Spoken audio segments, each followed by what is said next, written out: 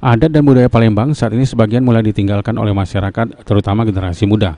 Padahal adat dan budaya ini merupakan warisan orang tua terdahulu yang harus tetap dilestarikan. Salah satunya adat perkawinan Palembang.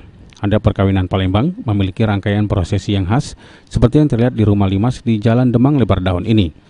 Pengantin laki-laki terlebih dahulu diarak menuju rumah pengantin wanita. Di depan rumah, pengantin ditaburi beras kunyit atau beras kuning yang melambangkan kemakmuran.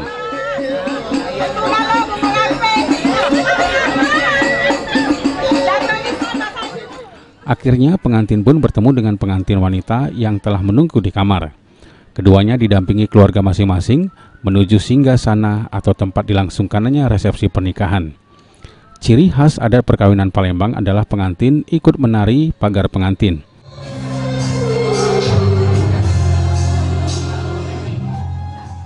Ada acara suap-suapan dan cacap-cacapan.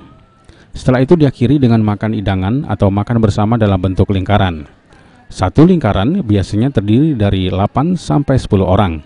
Makan hidangan ini saat ini sudah mulai ditinggalkan, di mana banyak orang lebih memilih cara prasmanan. Owner Rumah Limas Kemas Haji Abdul Aziz Hamid mengatakan, pada zaman dahulu semua orang belum mengenal budaya Perancisan, namun menggunakan hidangan. Namun karena keterbatasan tempat, pelayanan dan peralatan, sehingga orang lebih memilih cara makan secara Perancisan.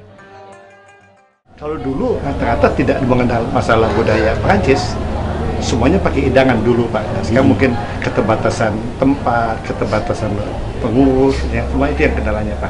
Makanya kita pengen di sini dikembangkan lagi, dihidupkan lagi budaya itu Pak. Untuk semua acara Pak ya? Semua acara.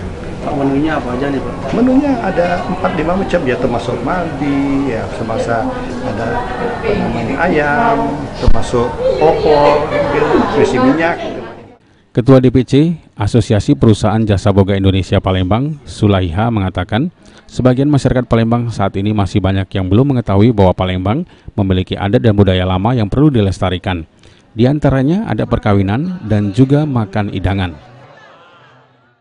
Jadi kami masyarakat Palembang, bagian dari masyarakat Palembang, pengen kalau budaya Palembang zaman lama ini dibuka lagi.